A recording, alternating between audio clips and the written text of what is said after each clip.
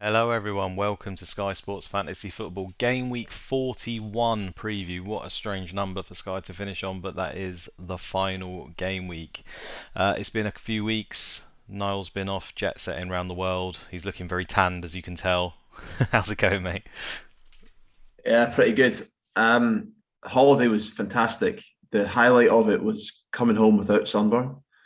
But no, seriously, I was in Mauritius with my girlfriend and it was absolutely glorious. So apologies to those of you who had your insatiable thirst for our dulcet tones not satisfied, but pleased you'll be pleased to hear that we're back again this week. We are for the final podcast for the year, for the season, I should say, not the year. It's been a bit of a shocker for me personally. 1,600 rank at the moment. I think that's my worst rank ever, maybe not first season. I don't know. I can't even remember that far back. I wish there was a history, but certainly feels like it. Niall, as you can see there, with the 159 underneath his name, somehow has managed to do it again. Mister, I never finish outside the top 100, has still somehow got a chance to actually finish in the top 100, but it's a bit of a long shot. What do you reckon your chances are, and how the hell have you done that? I think the chances are fair. As we speak, I've got Matip captain. Liverpool have conceded a goal, but he seems to be knocking the ball about. So if he picks up a few points tonight, Mm. I reckon I'll be about 15, 20 points outside, just within striking distance. And I've still got a transfer left. So who knows? I think how I've done it, so probably goes back to that. I did that Havertz double captain back in like whenever that was, Mm. 2 months ago. Since then, I've been on a steady rank rise. So I was well outside the top 1,000 in March. So since then, I've gone on a bit of a rampage. I mean, I had a ridiculous run of captains last week. I mean, I get to the stage now where I'm just throwing darts. I think I went I went Zaha captain who got 18. Then I went Nketiah who got that brace against Leeds. And then I had Matip, I think, who got a goal. Mhm. And then Captain Madison when he got like a 14-point haul, doubled. And someone else outrageous as well. Insane. Basically just a ridiculous run of look, good luck. But when you're chasing, you need to try and find these captains are maybe a little bit, you know, Obscure. well, yeah, obscure, but also where other people are not going. So yeah, like it's worked out, but it would be nice to finish in top 100. Last season, I think I scraped in right at the end, despite not having the best season. I think I finished like joint 99th last season. So who knows? We'll see what happens over the weekend, but it's been a good comeback, and I think actually like I've learned quite a lot. I think from this season overall, and I think you're just looking at like my rank grid, so thinking about where I was before. I think we're going to talk about big lessons, but definitely not writing yourself off. You know, at any point, unless you've obviously spunked all the transfers, but not writing yourself off. If you're still, if you're still there or thereabouts, you're going to have a chance of finishing reasonably high up. You just got to try and keep your head and Mm. try not to make rash decisions at points, which I've been really tempted to do at times this year, and I've managed to keep it on the straight and narrow. And it looks like it's hopefully going to pay off, but we'll Mhm. see. If I finish outside the top 100 either way, I think I'll be delighted to secure kind of a top 200, which looked like a massive long shot even just a few weeks ago. So Yeah. Ultimately, it yeah, doesn't even matter, does it? In this game, it's just no, just for personal, yeah, personal goals, I guess. But I think that's incredibly impressive, to be honest with you. And I think we're going to get onto best traits is one of the questions later. But to find that much sort of ground and leeway and differential captains in the final weeks to make that ground back, I think that's incredibly hard for a lot of players. Like, I think you can do that sort of play and not be consistent, if you know what I mean, and generally just throw away your season. And yes, you're right, you do need some luck there as well. But to have both traits, that consistent good performer, and then to throw in these extra captains. I mean, most people don't even own them. I mean, maybe they do, but Madison and Ketia, they don't. They're not. They're sort of just on the edge of being Sky players, I would say. Not exactly 100% nailed ones. Maybe that's a little bit unfair to Madison, but Nketiah obviously came in. He could maybe drop out, so he's not kind of the player wherein usually you'd want to bring him in Sky. You think, oh, Lacazette's still there. It could be two transfers on that move. Stuff like that. Havertz as well is another one you'd say, well, you can't be guaranteed he's going to play. But you found the right time to do it, the timing to get them in and smash it. And Nketiah, to be fair to him, has been pretty damn good for Arsenal, despite them being terrible. So yeah, I think that's really impressive. I've been trying to do that a little bit. I haven't had any. I mean, I used all my transfers about 2 weeks ago. Pretty much gave up, but I've been sort of picking just random captains. I managed to hit Kevin De Bruyne 4 goals, so that was good. But the rest of them, sort of all around that, are sort of Salahs and stuff who hasn't even been starting. So yeah, it's been a mixed bag. It's been a mixed bag. But anyway, enough about our seasons. We've got some questions now, so I think we'll go through them, and that will lead us nicely onto probably more of a review of the season in general, maybe changes for next season, and we will look at sort of next week a little bit. But given all the games are at the same time, the lineups will be visible for everyone. I think it's very much going to be guided by the lineups on that day, and we're probably all sitting there thinking of quite a few punts, but we'll have a few to give you.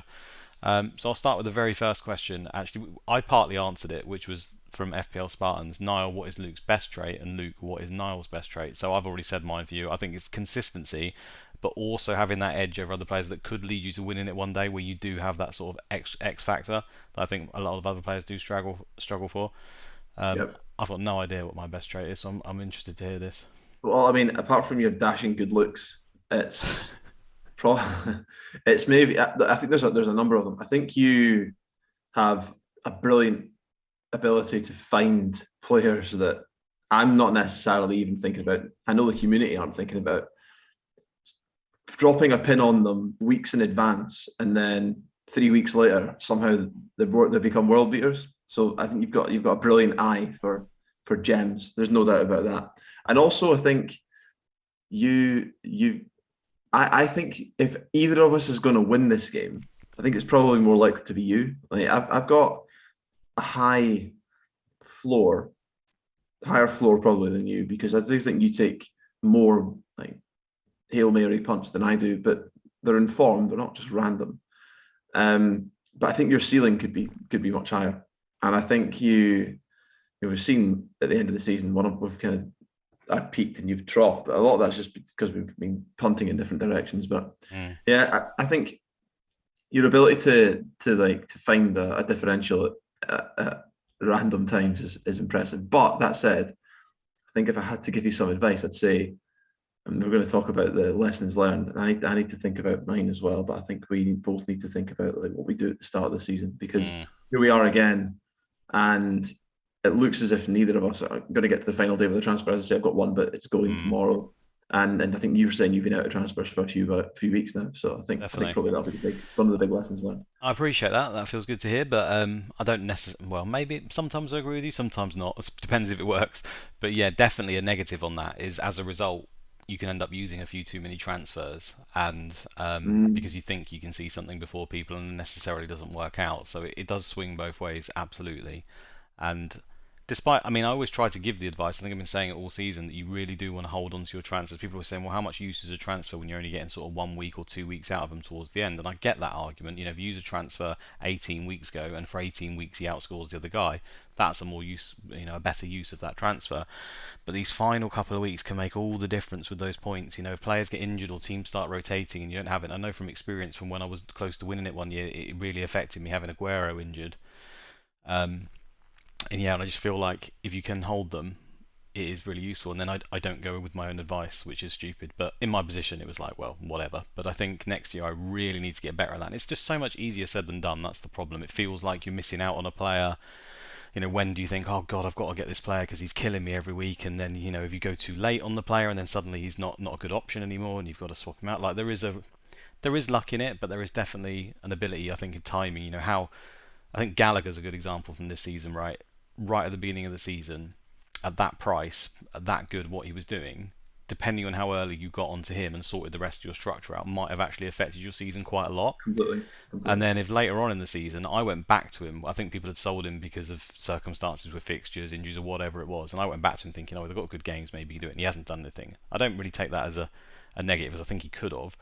But it's more then, well, okay, when do I think I need to get rid of this player because he's not performing? Is also a really hard talent to have because many, many times, and I think last season you were the one to say on the Leeds players, for example, was it Ailing or I can't remember which defender it was now. Was it Oh, Dallas or was it Ailing? Alice probably, yeah, yeah, Yeah, Alice. so the fixtures were bad, right? We got to the overhaul stage, and it's like he's been a gem all season. He's too good at that price. The fixtures are bad, but we don't need him. I think nearly everyone in the community sold him and was like, right, we're just going to reconstruct a team. We don't need him anymore. And you were like, this guy's still a god. I think he's going to be fine. And he was. He scored like another 4 or 5 goals in like the final weeks. It was ridiculous. So there's that talent of like, right, no, I'm going to keep on this player because he is that good. And it's just like, yeah, the balance there. There is luck involved. I don't doubt it, but it's really really tricky to gauge. So yeah, um, And I think as well, like we're, I think the thing I found this season's been quite tricky is we're putting ourselves out here most weeks. I mean, not I wouldn't say every week. We've had a few missed ones recently, but you live and die by a lot of decisions that you make, and you have to come back and justify it the next week, which mm, sometimes is tough. So, but hopefully it makes for some decent listening to the people who've been following us all season to hear the difference in approach. I think if we all had if we all had the same way of methodical way of playing the game, kind of robotic, just play a straight bat, go for the usual captains. If we both did that every single week, I don't, and I'm not saying we'd make decisions for entertainment purposes. We definitely don't. But hopefully, it's a byproduct of what we do that it does yeah. make it interesting No, for I people to generally listen. make those decisions because I think I Yeah, want to get an edge over the better players. That's what it is. I'm not playing against everyone else. I feel like I could beat everyone else playing that way, like a lot of people do. Maybe that's big headed, but I think if I play that way, I could probably beat the average casual player. I'm yeah. trying to beat the really good players that play this, so I think you have to be a little bit different occasionally. Now, it's not necessarily true. I think you can still do very well just with a few of them, and it's getting that balance right. I think to get right So to the agree. top. And my mo for Sky is always, you hear like people kind of deploying strategies based upon what others are doing, and not doing this because others aren't doing it, or doing it because others are. For me, like my approach, and yes, it differs at the end of the season when there's like two teams, and one person has this player, one person has that Mm, player. You can cover each other off, but for the majority of the season, you should just be looking to pick the the best pick. best possible players in your eyes, the best possible captain in your eyes, and playing your own game. For me, has always been like where I've had more success. When I try and 100%. follow crowds too much, I end up just getting frustrated and then making rash decisions. Yeah, So it has. I think I think that's it. Like ignoring the noise a lot of the time and focusing on your own team. And that doesn't mean you don't listen to these podcasts, you don't take in information, you do, but you allow it to shape and influence and nudge you, but you don't allow it to dominate you, and you don't allow it to to Yeah, to be the centerpiece of all of your decision making. So I think absolutely. that's Because something most as of the well. time, the very best captain by the community and everyone thinks it is actually the best captain, but not always. And that's the bit that people miss out. I think that's that little bit on the extra where, yeah, if everyone's saying it, it's probably true, but then sometimes we can be lured into past. We can say, well, we're going to captain Salah because it's Salah, and most of the time he is the best captain, but sometimes maybe he's not. Maybe there is another avenue, and I think Cancelo, maybe going De Bruyne over Cancelo, that sort of thing, right? Which we've done a little bit towards the end. I think because Cancelo's been so good the whole season, you're just automatically drawn to it. So yeah, tricky balance. And I Anyway, think that point goes both ways, right? Because I found myself when I was down earlier, like maybe February, January, down languishing a bit, quite far off where I was wanting to be. I was looking at a match day and seeing a player who was clearly the best captaincy option. And just because I knew he was going to be captained by loads of others, and I'm trying to catch everyone, I was forcing it. So deliberately captaining someone who, mm, if I was picking the best player on that day, I wouldn't do that. And so there's a time and a place for making decisions like that, and it's definitely not February and January. no, no, definitely not. And like I say, it's not just to be different. It's only if you, for me, genuinely believe this player has got a pretty good chance of outscoring the other person. And Yeah. that's grounded in logic because we can all have random, thoughts that it might happen. There's so much luck and variance in football, yes, but I think there has to be a realistic possibility for if it actually happening. And if you're the only one thinking that, that's probably a bit of a warning sign. So you do have to sort of double check that occasionally a little bit, don't you? Try and keep that under wraps a little bit. Right, let's move on to a question. This is quite a good one from Tom Hartnell. He says, about doing an end of season review, which is more what this is about, I think, more than anything else. And he says, "What are your thoughts on the game as it stands? What would you change for next season?" Now, I think we have kind of talked about this a little bit throughout the course of the season. I think our thoughts were even right at the beginning of the season. Some of the things, there's some obvious ones for me, and I think if I start, I'll just say man of the match is just a shambles. Still, I think I just don't like it, and it's a boring answer, but I think they need to do something. And I think I've spoke to you before that they were talking about doing something last season when I was in contact with them. Whether that happens or not, I don't know, but I hope it does. Whether that's binning them entirely or whether that's using highest rated player on FOTMob or whatever, just something that we can use where we can actually apply some logic to it rather than just who the reporter's got in his team essentially.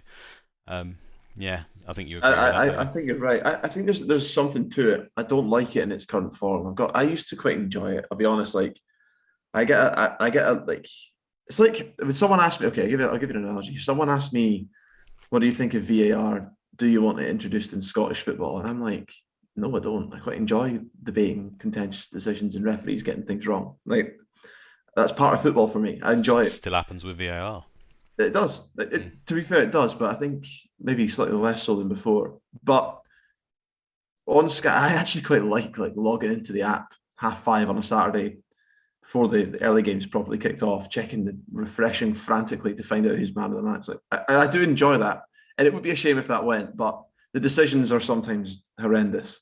So yeah. On the one hand, sad to see it go. On the other hand, I wish it was applied more objectively in the first place. Otherwise, we might not have been Yeah. losing it if it does go. Well, I do think if it is put to FOTMob or whatever, one of these rated sites who scored or whatever, that can be utilised by the hardcore players like us, right? Because we can Yeah. research that, see who they generally favour. They're obviously going to use stats to generate those ratings. They use pressures or passes or whatever, and there's always going to be a weighting similar to the bonus point system in FPL where we can look at it and think, right, well, this guy's probably got more chance of getting man of the match. So anything we can utilise more, I'm all for that as well. I'd like to see something like that.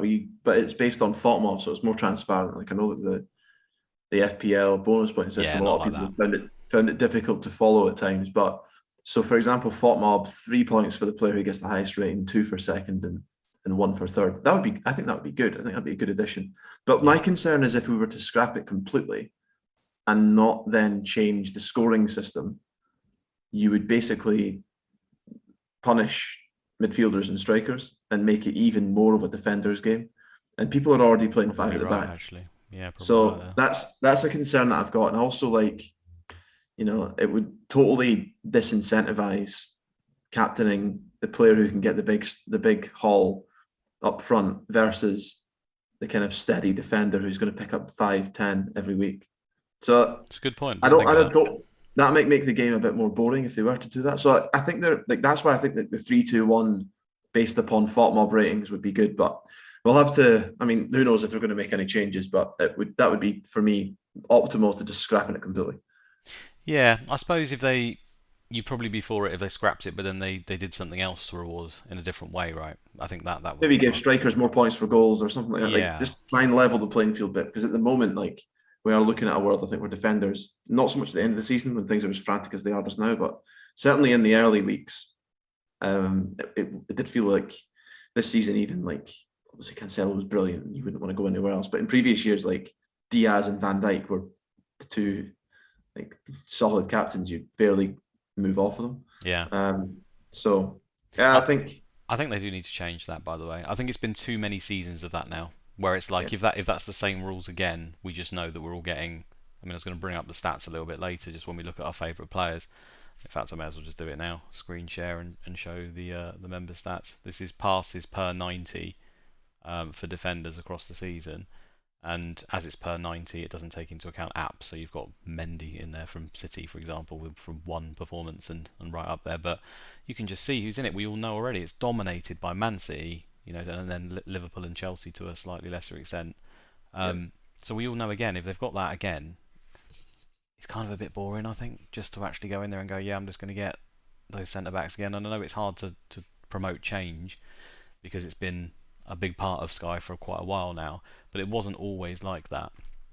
I'm old enough to remember when it wasn't, and I kind of want something a little bit different there. Whether they'll do that or not, I don't know. But yeah, it gets a little bit boring. I think just trying to get the most nailed on centre back from the top team in your 11, and fill it with them if you can.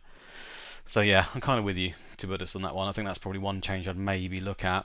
I think the only other thing really that stands out is the overall process just makes I mean, teams are always going to be template like near the top because we all have working with the same information.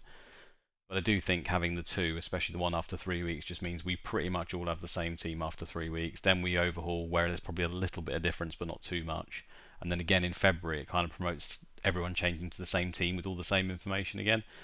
We've got the World Cup this year, so I think they're going to do one around there. That's what I would have thought that makes sense. Whether they do any others or not, I don't know, but I'd probably want to bin that off, to be honest, and just try and focus on one.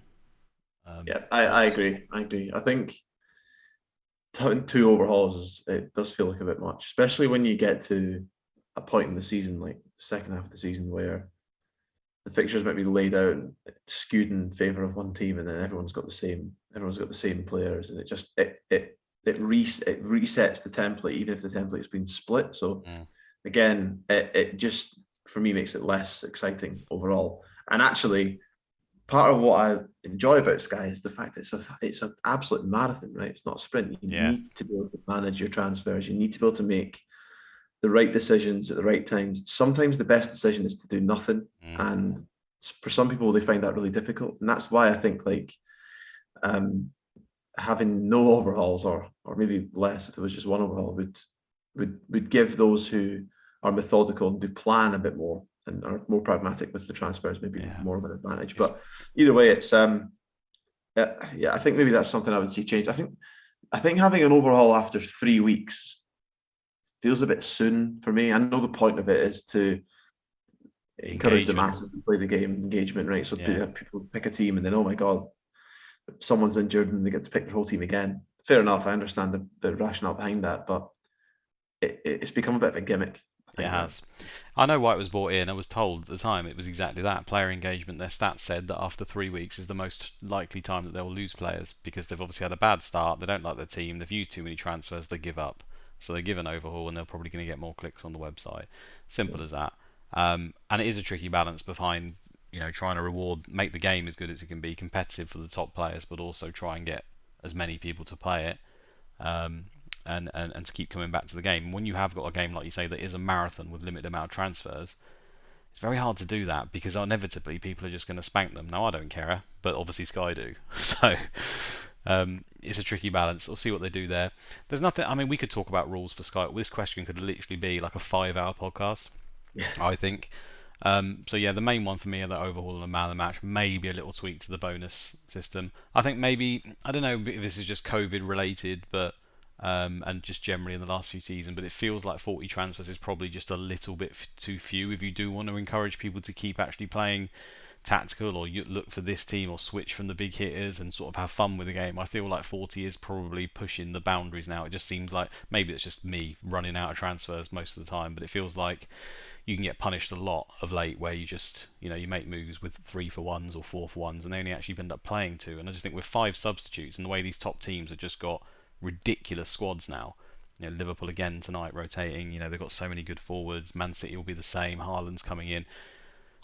Some of the top teams, or not even the top teams like Brighton with Potter, you've got Vieira at Crystal Palace, they're all sort of following this system now of like you rotate your front three quite a lot, you get like a decent squad. Like it's only going to get harder, I think. And again, it encourages everyone to pick those centre backs who are going to play 90 minutes from the top teams. Yeah. So I think they need I to throw some more transfers at it. totally agree. I think that's a fair point. I mean, I wouldn't be necessarily opposed to more transfers, just as long as on the flip side they do something about an overhaul, maybe lose one or even both. But Yeah. um, yeah, I agree. I think it would be interesting to see the game. Obviously, the Premier League's changed. The number of individual match days now over the course of a season Mental, innit? compared to when we started playing Sky, I think there must be a good 10, 15, 20% even more individual match days. I'm sure someone's done analysis on that, probably Ian Parron or something's had a Oh, look at this. definitely. He's on the screen But right now as you talk, actually. but yeah, I think just with the TV rights and Amazon coming in and all this stuff, there's more. We're only going in one direction, and that is that more games on certain days. So for me, like it would be an advantage, I think, for the more engaged players to have like less transfers. That makes sound silly, but because more game days, less transfers. It really rewards those who plan and think about things. But equally, the Sky game, the point of it isn't just to satisfy us folk who populate the top 1,000 quite regularly and listen to podcasts every week like we do. It is to try and get people involved in the game who never maybe have played it before, or Mm. play it but somewhat passively. They just play it with their mates. Like that's good too, and that should be. I understand why that's the aim for the game, for the people who run the game. So a bit of balance would be good. Absolutely. I have to tell you at this point, for some reason, this has been happening to me on Black Box. Zoom is telling me I've got 4 minutes and the call's going to end, and I have to upgrade to Pro, which has never happened before, but it's decided that's going to happen. So I'm going to lose you, but don't worry, I'll invite you back, Niall. So when that happens, I'll just have to panic do it. I'm not editing the video. I'm too lazy for that. So you just have to put up with it, everyone. Ian's on the screen. He's thanking us for doing such a great job. You might want to take that back after that shambles is about to happen in a minute. But cheers, Ian. Dave Simplegoal is also in the chat. In the chat on Twitter, same thing, and he's saying, how do I go about winning this thing? This guy's in like I think he's third, maybe second. He's certainly first like a day ago, and then Kevin De Bruyne went mad and he didn't have him, I think, or maybe I'm giving away too much there, but I don't think he did because he dropped down. Um, yeah, he's basically saying, should I just pick the best players, or now because he's kind of looking, he thinks he knows other people's teams. Should he actually go for the differential to win on the last day? I'll let you answer that first, but bear in mind you've got 3 minutes to answer it before you disappear now. That's so difficult, isn't it? I mean, I'm looking at the leaderboard as we speak, and it looks like the guy who's top hasn't done his not moved. He's not maybe he doesn't have anyone tonight. So there's only Dave's in third. I think there's only 8 points at the moment between Dave and him. Oh God. So it's really tight. And even all the way down to like seventh, they're still with 20, 27, 28 points. So there's anyone really in that top eight, I would say, maybe even 9, 10 could still win it. So I think it's going to go down to the wire. No matter what, like, fifty it's hard. It's thousand so hard to pounds. give you. I know it's like it's going to go to the last day easily. And I think in previous years, I remember it going to the last day of the season, but it's been like maybe one guy's 10 points ahead of one other. Or maybe there's like two people and three people in there, but there's like 30 points of a bridge between all of them. This year, it Mm, looks like there's going to be 30 points potentially separating like 7 or 8 people, which is outrageous. yeah. So I think it probably is going to be, it's going to be difficult because if everyone takes the approach, it's all about what everyone else does, and ultimately you don't know what they're going to do. So if I sit here and say you should go for a differential, Who's the best captain? Who's the best captain on that week? Because that's the important thing to work out. That I don't even think that is 100% certain. no, Like if that's I it's not. No, it's not certain. But what I'm saying is, if I tell everyone to go for a different, if I tell him to go for a differential, and those who are listening also say, "Oh, well, I'll go for a differential exactly. too," then it nullifies. But I Then the think that's person who what he just needs to goes do, and right? plays He needs to safe. sit down there and say, right, who is the best captain? And therefore, I think who, because I think maybe he won't, but whoever's number one, that's the play, right? We've been talking about you go for the best captain. Oh yeah, I would have thought. So I don't know his team. Maybe Dave does. I'd imagine looking at the fixtures again, it's going to be guided by the lineups 100%. But the likes of Kane and Son stand out massively straight away. I think you'd probably say Son. I've been in situations like this before, albeit like I think the season I finished third, I came from quite far back Mm, to do it, like to reach in the end. But I I would maybe consider making a gamble, but probably if I was going to make the gamble, I'd make the gamble tomorrow night. okay. Yeah, Wednesday's You've games. got 3 games there. You got Everton, Palace, Chelsea, Leicester, and Villa, Burnley. I don't think there's a standout captain really there. So, I mean, it's hard to even say who'll be the highest captain player of that, to be honest. No, I don't even know if how much is Son owned by? No, no, tomorrow I'm saying Oh, Everton. tomorrow. Yeah, sorry. Thursday, yeah. So Everton, Palace, Chelsea, Leicester, Villa, Burnley. So maybe to me, there's options there for a random cap for a differential captain. Like I've got Mount in my team. Mount, like he looked really good the other day. Who knows? He could do a classic, gets an 18 pointer and propels you up. I know lots of people have Richarlison. There'll be some Vardy kicking about, I think. I think we lost him, ladies and gents. Bear with me while I invite him back. Mid flow, love that. Let's see if I can get him back. Professional operation here. Why is it doing this? It did it to us on Black Box. If you guys ever watched that as well, for FPL. It's only two people, so it shouldn't have to kick you out after half an hour. I have no idea. But bear with me, trying to type at the same time. Let's see if we can get the main man back in.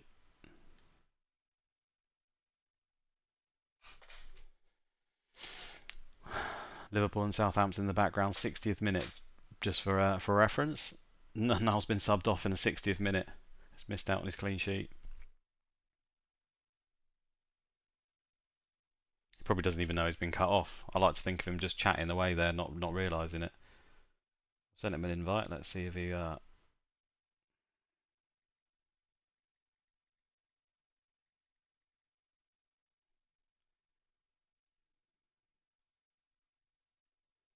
see if he comes back.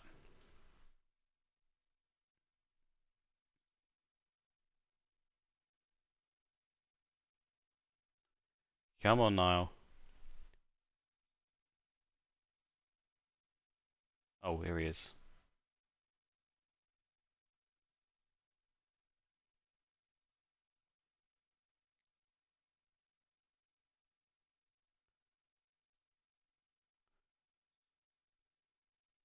Are you back, Niall? Hiya, hello. You gave me 4 minutes to answer that question, and I managed to go way over.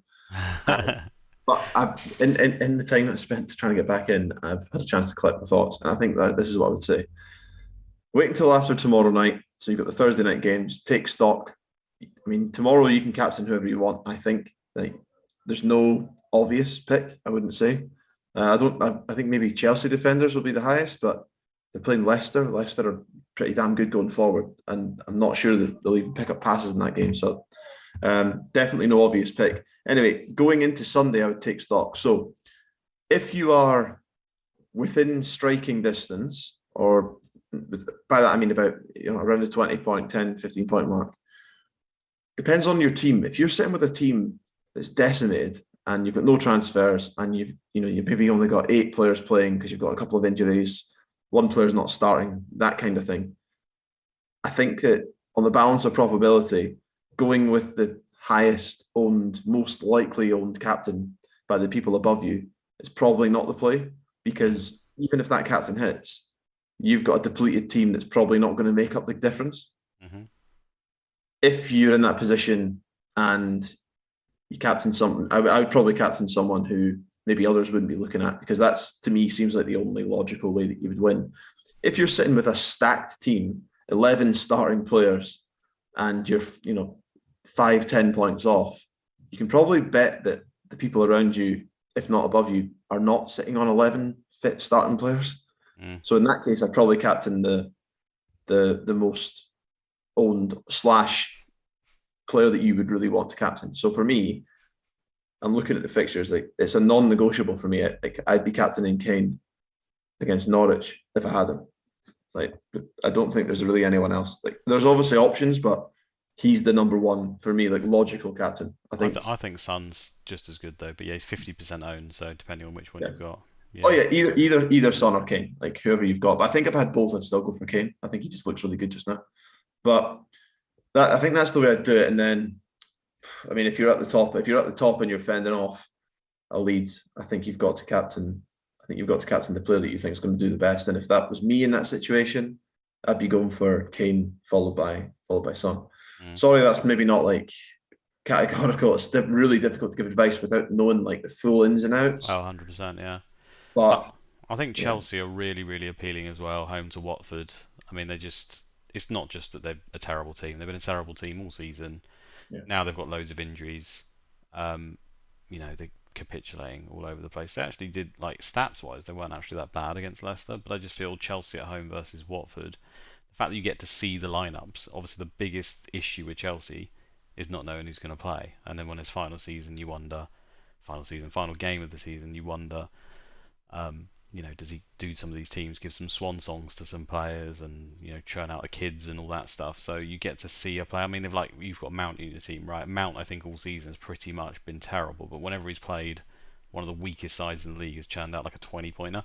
I don't think that means it's going to happen again, but You know, if there's any game where you'd expect there's some crazy haul from someone, I think outside the Spurs game, that game feels pretty large for it. I mean, Reece James and Alonso have been flirting with them most of the season, and they're the kind of guys, right, where if you get that clean sheet, a goal, assist, man of the match, or something in that game, then you're gonna hit one of those elusive Sky sort of 30, 40 pointers, and that could be the difference on the final day. So it's terrifying. I think that gap that these guys have got is just not enough to ever any of them just think they've won it or anything. We just know in this game that you can get crazy points, so it's horrific. Even someone like you say right down the way could end up winning just because they have to do something like that. So good luck everyone. I know not everyone's in that position, but if you are, I'd rather not be terrified on that final day, but it's better than where I am, right? So if you just miss out on the money, then so be it. You just know it's going to come down to something like dramatic, or everyone's Dodgy going to man be of able the to match. reflect on this. Yeah, everyone's going to be able to reflect on the season and think, well, if that scandalous man of the match award went in a different direction, oh my god, my season might just have been revived again. Yeah, exactly. Matthew's just Matthew's just scored. Has he really? Yeah, Oh my god. that Yeah, is ridiculous. I've got him as Jesus. captain in two of my Sky teams out of the three. There you go. You're happy as well. Well, that in itself, like we're just answering what might happen. That might have just sealed. That might just give someone tens of thousands of pounds. Like, well, who knows? Like, it can all change. I mean, yeah. Good luck to everyone who's up there. Like, I'm I envy you, but at the same note, like, I hope you've got a good constitution because your stomach's going to be going between now and the end of the week. I'm pretty sure Dave's got Matip, so I wouldn't be surprised if he's his captain. Keep an eye on that leaderboard now. It might suddenly rise up there if it's doing the live thing. Oh my god, I've just seen the goal. Yeah, I've got it in the background. Okay, cool. There's only one more question. Thanks everyone else who put the questions in here. Bruno said about change of strategy for next season. I think we've kind of answered that one. It's just I'm looking to change to not use as many transfers. I know that's very easy to say, but I need to be more calm. Certainly in that midsection when we've talked about this lull before, I think I need to, and it's really just going with really for me on the overhaul, not trying to be too clever. Quite a few times I thought, right, I can go with the overhaul and I can actually get this really good looking team if I just ignore this player, and then my team will look good. And then more often than not, that player that I've ignored and restructured my whole team around is actually really good, and I just have to then fix it all again. So I'm just going to play really boring and safe from overhaul, I think, next year. I mean, if there is an overhaul, of course. Um, Julian just said about block defences, and I don't want to talk about this too much, but basically, does he say that that City season last season where there was that period where they had all the extra games, loads of games, and they absolutely smashed it? Was that more of a one-off because the Chelsea ones have failed this season? And they probably have failed this season. It's affected me really badly. But he's saying, should we just not do that anymore? Like, is that not a thing? I don't agree with that. I don't agree with that. I do think it can bomb your season if it goes wrong, because I mean I'm living proof that it did that. I went all in and it just didn't work. But I also think a fantasy game that allows you to have more than two or three players from the team, which is quite rare against most of the fantasy, gives you that opportunity to absolutely get it right and absolutely smash it. So I still think it's a decent tactic overall if the players are good enough and the prices are good enough. But I don't know if you've got a more balanced approach to it and maybe going to adjust. Yeah, I agree. I mean, so obviously looking at my season, I reflect upon what happened with the Chelsea block, but I think that they looked great at the start of the year. Obviously, you were getting similar passing output to Manchester City and Liverpool for like a fraction of the price. Mm. Obviously, a couple of injuries happened. The whole contract situation killed it. It didn't work out, but I think there can be merit in it. What I would also say though is is it worth loading up on kind of suboptimal players? So, for example, you could have a defense with, you might have Kyle Walker in it, right? If you go for a block, or Ederson in goal. Like, for me, like I'd prefer to just focus on like the prime players, even if they play for teams that are maybe going to get slightly less clean sheets. If they're the ones who are more capable of picking up passes, they're more capable of getting tackles, they're more capable of goals and assists.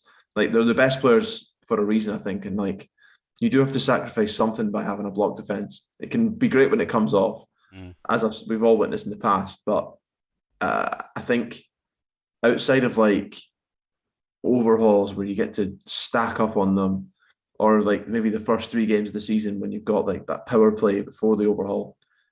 I'm struggling. The more I think about it, the harder it is now for me to justify doing it, even though No, I it's been think I something agree with that. I I've think I'm deployed in the right. past. I mean, I don't remember if I got Walker or not, but I might have. So yeah, I think you're right in terms of getting a slightly substandard pick that you wouldn't pick outside of the fact that the fixtures and the run's that good. Yeah, Like just think about it twice, basically. Yeah, I do agree with that. I think I probably have gone overboard. Christensen, Silver, stuff like that. Just and gone that's it. all in on it. We both did it. We both did it, and like I think at the time there was good, there was sound logic behind it, but yeah, it just definitely didn't work out. I mean, the fact that I had Christensen, Azpilicueta, I think I had Alonso as well, brought him in, then he got dumped. Mm. Yeah, not great. No, absolutely. I think that covers the main questions, and we've talked a little bit about next week anyway. But I just before we just sort of did a final roundup of next week, I just wanted to ask you about any gems for next season. And I know that's really tough because again, the scoring might be different, the player prices is obviously going to be different, and we're not even in next season where there's going to be loads of signings and stuff. But is there anyone that you're thinking? Maybe they're more of an asset than I thought, or they've got the chance to be a better one next season, and you're going to be very much sort of following them. I've got a couple, but yeah, anyone taking your fancy? Yeah, I think the one that stands out like is Bruno Guimaraes from Newcastle. He's been unbelievable. Like when he came, I remember us having a podcast probably 6 weeks ago when he kind of burst onto the scene, and like us both saying like we didn't even think about him, we didn't even like didn't cross our minds to recommend him, Mm. and he's been outstanding. He's like a classic Sky player, picks up passing, tackles, can get man of the match, shots, goals. He looks the real deal. So I think he'll be someone I'll be monitoring like really really closely. And I wasn't close to bringing him in, but fair play to those who did. Like I think that was a brilliant shout. Is there anyone that you're thinking about? I think that's a great shout. Really cheap. I don't think it was going to be 7.6 million again, but maybe No you'll go man. unnoticed because I don't know. He's done quite well, hasn't he? He's been quite famous, if you want to say that. Old Sky Sports have been noticing, giving him man of the match and stuff. But I think sometimes they sort of don't realise the power in their own game of some of these people who can get like the Gallaghers and stuff, right? The passes, tackles, everything, goals. He's basically been the new Gallagher. Um, he actually started. I was just looking. One, two, three, four, 5 games in a row. He was actually a sub when he was obviously bought and then introduced to the league. So 5 1-pointers in a row. So it's not like it was just signpost that he was suddenly going to turn into God, and then he just hits that run of just like, yeah, I think he scored points every single week, not a single 2 point. Unbelievable. He's been too Mental. good. Yeah, there's a couple that have really stood out. I mean, I've had Rodri, and it's a really boring answer, but I've had Rodri for the back end of the season, and I've never really liked Rodri before, really, just because I've always felt he's slightly not nailed. He's not 100% nailed like some of the other DMs can be in the game. And to be honest, in a Man City game, it's just quite uninspiring because he's just probably going to get you passes and get you 5 points most week. I'd usually like the defender who also can get you the clean sheet. Yes, he sometimes gets tackles, but I think we've seen now, not just this season, although his goal threat is quite significant from set pieces. He's obviously got an absolute thunder shot on him, which again, this is not just this season. It's been for a few seasons. He's sort of churned a few of those out. So I think his goal threat's a little bit underrated. I think the fact that you're playing in a team where you could just knock it 5 yards and the person could beat 10 men and score the goal means you can pick up an assist. I don't think he's a playmaker by any stretch of the imagination, but I think he could jam a few assists, is what I'm trying to say, more than he has already. I also think Fernandinho leaving, you know, if there is anyone who was ever going to replace him at some point, maybe they sign someone, but if they don't, I think that really sort of strengthens his case a little bit to play even more minutes. I think maybe he's one of the top scoring midfielders, so I worry maybe they do price him more, but usually they generally don't.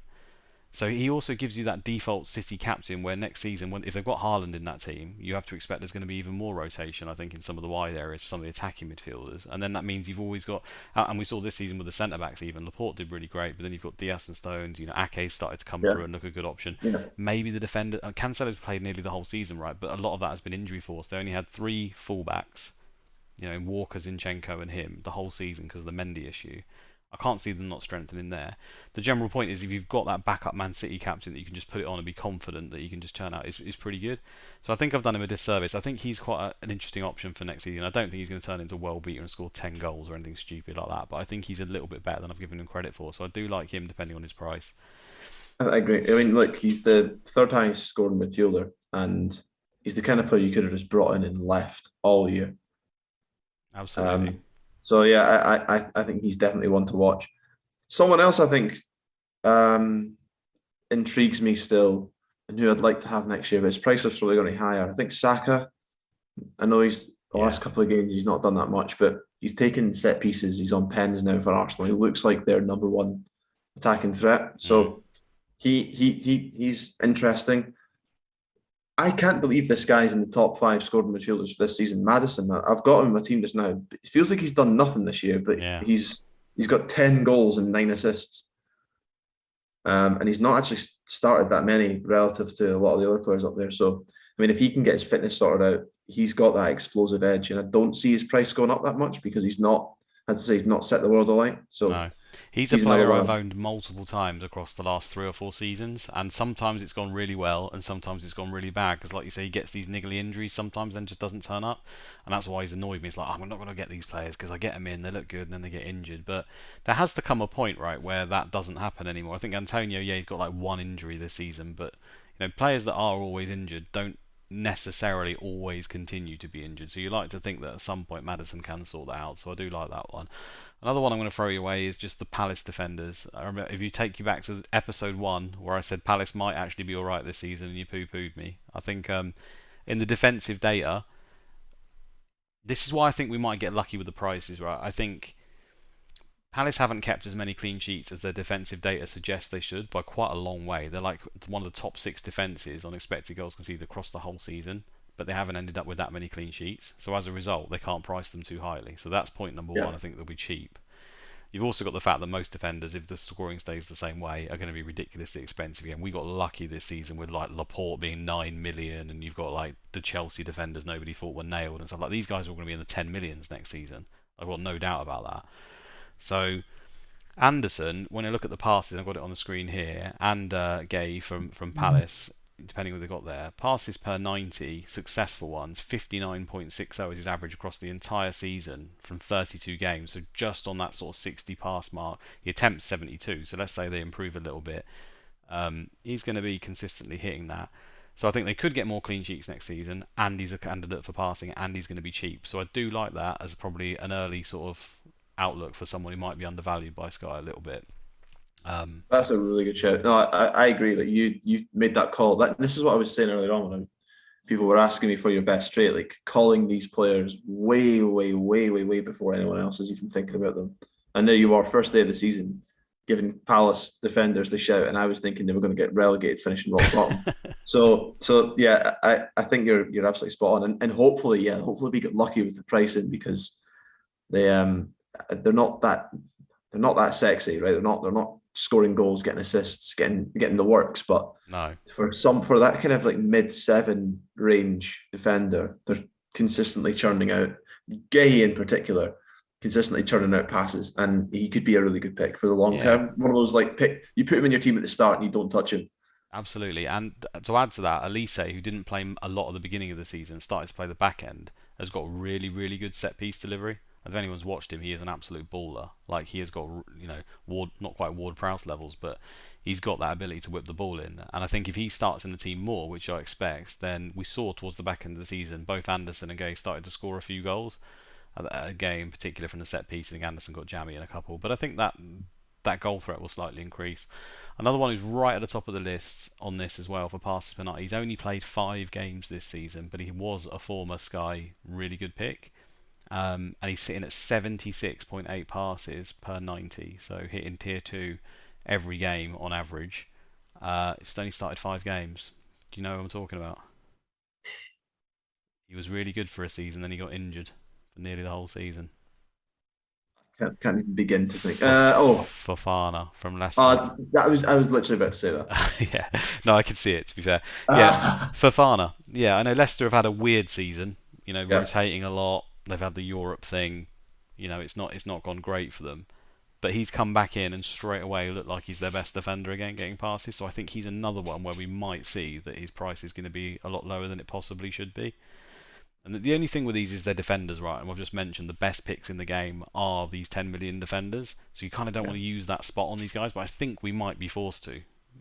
I think we might be forced to use one or two of them at least to begin with, maybe. And like you say, maybe just leave them in. So alongside all the obvious picks, you've got the likes of Rodri and Fafana and Anderson, who could maybe be your little enablers next to them, and Bruno Gomes, like you said. I think those guys could sort of fill out a lot of our teams at the beginning of next season, depending on the fixtures. Love it, love it, and obviously we'll be over the summer we'll be kind of monitoring the transfers very closely, seeing who's coming and going, and we'll before next year we'll probably come back and have a good deep dive on what's happened Absolutely. before the season begins. Um, was there any other questions that you had in front of you? No, I think that's it. I think we've been how long we've been going for? We go. Oh, it's not even updating. I really hope it's recording. That'll be the next shambles. I think it is. It just doesn't tell me on this new system for some reason. Yeah, I think the only thing to really say is if you want to divulge who you're going to captain, we could run through the games. Just look at any sort of differentials that you like from each one. I think So we've kind of looked at them a little bit, haven't we? I want to bring up the fixtures on FPL because it's just easier. before we do that, I want to just give a quick shout out to my brother who's playing the game. He's played it for a long time. We have a mates league, and every single season he's come close to winning it. He's not quite managed it, but and there was one infamous year where he was chasing me, and he decided to bring in Giroud and took the armband off Hazard when he was leading in the league, trying to end it, and I caught him. Whereas this year, with that goal from Matip, I think he's just entered the top 20, which is pretty cool. Wow, So if I'm going to runs lose, in the I'm family. happy to lose to someone who's doing as well as he's doing. So there we go. Well Wow. done. Okay. Most people want to kill their brother if they're beating him, but no, he's a nice chap as usual. He's going to give it to his brother. Fair enough. No, that's impressive though. Top 20, definitely. Um, I've got the fixtures up on the screen. We talked Norwich and Spurs, so there's no point talking about that one. Man City are at home to Villa. We're going to get the lineups though. So De Bruyne's an obvious one to stand out, isn't he? And Cancelo's there, ever present. The other thing with that is if you are doing the Hail Marys, the beauty is you do see those lineups, right? So we all know that anyone in that Man City team can absolutely fly off. We saw Jesus get 4 goals the other day. You've got Mahrez who might start and be on penalties. You've got Sterling who's got previous for hat tricks. I mean, there are so many available picks from that team that it's scary. And is that in part maybe why you avoid them because you just don't know which one's going to get it? That's kind of where I think, but I think that's why I found it really difficult with Man City this year. Like Mahrez feels like fantasy football gold if they would just fucking play him. Like if you just gave the guy a game, I'm sure he would score 20 goals and get 18 assists. But yeah, he doesn't. For some reason, he doesn't. So yeah, it's so difficult to pick those Man City players. That's why I think next year with Haaland coming in, like you're going to avoid having a Man City attacker at your absolute peril. Whereas I think this year you've largely got away without it. Like, yeah, obviously, De Bruyne has done very well at the end of the year and has probably won some people some leagues and some good money. But up until that point, there wasn't really a moment I would look back on and say, "Oh man, I really wish I had that Man City striker or no, midfielder when he went off." I don't think there's been that at all, despite the fact they've been putting five past some teams. no. It's always very spread out, and then the player that scores gets rotated the week after. Well, the bottom line is the structure doesn't really suit it to have that expensive midfielder because then you can't really switch him to anyone. Maybe if you've got a formation set up where you can switch it to a forward, fair enough. But when there's no one else really at all, it's kind of like he's on his own and you don't really need him. And then I then again look at the defenders and think, well, I'd rather have Laporte or Diaz because they cost 2 million less and they probably end up with more points than him across the season, even if he has a worldie. So Yeah. yeah, tricky one, but he's definitely. I mean, Man City players are absolutely a punt on the Villa game. I don't think it's a particularly tough game for them. Liverpool are obviously winning tonight. They do have to win the game. I expect they will, but I think there's probably better punts on that day. I don't think you can categorically say, De Bruyne's going to hit 4 goals again or anything like that. And I just don't like it in Sky when there's just too many options from a team, not an Yeah. obvious standout. Liverpool home to Wolves again. It's another absolute cracker. They've obviously put their B team out tonight. They're playing Champions League. I think it's 6 days after, so I imagine they're probably going to put out as close to their Champions League team as they can as like a warm up. Maybe Salah and Van Dijk are sort of on the edge of injury. But again, then we've got players like Mane. You've got Trent, Robertson, who could be Hail Marys as well. I think Diaz as well, who was another one I mentioned right when he came, has just been crazy good. Like I wish I had the transfers to bring him in. Yeah, I think that's another place that it's really scary for these guys on the final. There's so many places this big haul could come from. Yeah, I mean, look, anyone who's brought in Jamie Vardy over the last couple of games Yeah, has been rewarded. I mean, he's got Southampton at home. It's another good game for him. He could be an option. Um, I don't know if anyone's still holding Ronaldo. I don't think I'd fancy Nah, them nah. against Palace. But then you go down Chelsea against Watford. I think if I wasn't going to captain Kane or Son, I'd probably look to Chelsea. As you say, like that Watford team are just an embarrassment. Yeah, James and And Alonso for the sheer volume, and then obviously Mount will yeah, show James what and he can Alonso do. could get monumental hauls in Well, those games. So Lukaku's another yeah, one who might start it, right? If you see Lukaku in the lineup, I can't see how Lukaku doesn't absolutely bully those defenders. I know he's not had a great season, and he's been in and out of the team, but Havertz has got apparently a hamstring injury or something, hasn't he? So I'm not sure he'll even be back. If Lukaku starts in that game, surely to God he gets something to remind them. I think that's another one that people will be looking at. I've heard people talking about it in FPL. yeah. Again, I mean, I wouldn't turn anyone off from doing it, but Kaku's just been so poor this season, hasn't he? It's been so bad. He's looked better of late, but he does often go off early as well, even if Havertz is not there. Yeah, Um, that's true. He has looked better of late. I mean, he got so in his last couple of Premier League, he's got 3 goals in his last 2 Premier League games, which is pretty damn good. But before that, he's not scored in no. months. Do you Um, remember at the beginning of the season it was a debate who would get penalties between Lukaku and Jorginho, and Jorginho obviously got them. Jorginho missed the other day again, so I wouldn't be surprised if Lukaku was on penalties as well for that game, just to add in there. I think he yeah. see him boost his tally as well. Well, I'll see you back here on the first weekend of next season, and you'll be celebrating a Lukaku haul that you didn't have any transfers to I bring. haven't got any transfers to bring him in. No, I just have to talk a good game and just watch it happen. Yeah, I think my crazy punt for the week, outside. Yeah, I think it's Lukaku. Basically, I think he's the crazy wild punt to go for that could do really well. So actually, if it's Lukaku the wild punt, he's got 2 games left. So if he's in the starting lineup tomorrow night against Leicester, you'd bring him in, captain him then captain him again on Sunday. That's a very good point. Yeah, I think you'd have to be guided by what he says on Havertz though as well, right? If he Yeah, says Havertz yeah. is suddenly back, which I think he was on the edge of, then I wouldn't do it because Havertz could easily just start that Watford game. Burnley, Newcastle. I don't think there's too much there for anyone. I mean, obviously all these games. There's so much luck in one random week. Literally, I think this is the point where you could just go anyone. Like you Yeah. could do, but I wouldn't pick that for obvious reasons. Brighton, West Ham. They're both just really two good teams. I wouldn't even be able to call who wins that game to be honest with you. So I'd want to avoid that one. Brentford, Leeds, similar. I think depending on Leeds' situation. Tony and Ericsson, I think, are good picks for this week, but I don't see them as better than any others, really. Do you? I can't see how you can pick them over some of the names we've picked, but they're obviously good options. Um, I wouldn't touch them. no, I think Ericsson has got a very good chance of getting man of the match in that game because it could be his final one for Brentford. And to be honest, he's man of the match every time he takes to the pitch, so there is that. I think he could be a decent pick for that reason. And then Arsenal versus Everton. Yes, they've been dreadful of late, but Everton could be safe or not, or whatever. It might not even matter. You've obviously like the main man, like you said, Saka and Nketiah are both just really good picks. And as bad as they've been, I think Everton are just shocking away from home. So I'd be surprised if Arsenal didn't turn it around for that final week. There's just so many names in there. The point is, there's lots of options, and I think that those who are maybe a little bit further back, who feel like they need to make a gamble, if they're trying to chase a league down, they're 20 points behind, they know they've got a similar team to the guy in front of them. You're going to have to do something a bit different. So I think while Kane and Son will probably be the most captain players, there's going to be, it's like the end of the season, the last day of the season is always the same. There'll be a real spread of captains. I remember 2 years ago, I finished 17th and I was in a lot of leagues and I needed a good haul on the last day of the season. And I thought I'll just play it safe. I'll captain Laporte. It was when City were playing against Brighton and they conceded really early to Brighton. And I was thinking, oh my God, here we go. And then Laporte scored from a corner. Oh my god. So like anything can happen. It's all down to luck. And we've seen hat tricks. I'm pretty sure every final day for the last like 3 years, there's someone scored a hat trick. It certainly feels like it. I don't know if it's definitely that way, but yeah, Walcott stands out straight away. I think he might have done it twice even. Aubameyang, I think, as well did it. Mm. And I'm sure, and I think De Bruyne got an absolutely huge haul against Norwich the last time they got relegated. I remember Um, Kane one year. I don't know if it was 38 or 37, but he scored like 3 or 4 versus Leicester. It was certainly at the back end of the season. I don't know if it was the final day or not, but yeah, I think there has been tests done. I don't think it's just the feel. I think people.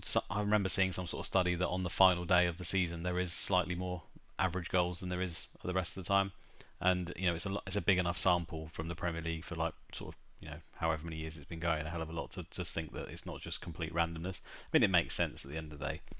everyone's just going out there to have fun and impress the fans on the final day. Well, not everyone, but a lot of the team. So you can see why it would be a thing. Um, I think that's it now. I think we've been going on for ages now, so it's a goodbye from me. It's been a great season. I've been a pleasure talking to you guys, and sorry we've sort of missed the odd week here or there, but we have, contrary to popular belief, got a life occasionally that we have to do other things. Um, Niall, anything to say, mate? Back from Mauritius. Yeah, no, it's just been a pleasure to record these with you. I've really enjoyed it, and hopefully we've not bored people. I know, and I think that the regret that I'd have is that we've probably not done enough of them. We've had a few weeks where we've had, for life reasons, just not been able to tie it up. But I think looking forward to a summer off, coming back next season refreshed, hopefully looking a couple of years younger, and feeling it too, and then being the guiding light of and the beacon of knowledge that you are for the rest of the next year as well. So Yeah. it's been fun. Thanks very much, Luke. Cheers. Cheers, mate. I appreciate that. Yeah, hopefully I can have a better season next season and I'll have more enthusiasm for it as well. But yeah, it's been great, guys. Thanks for all the interaction. Wherever you are in your leagues, I hope that we've helped you some way across the way. And even if we haven't, it's yeah, it's just been great to interact. So catch you next year. Goodbye.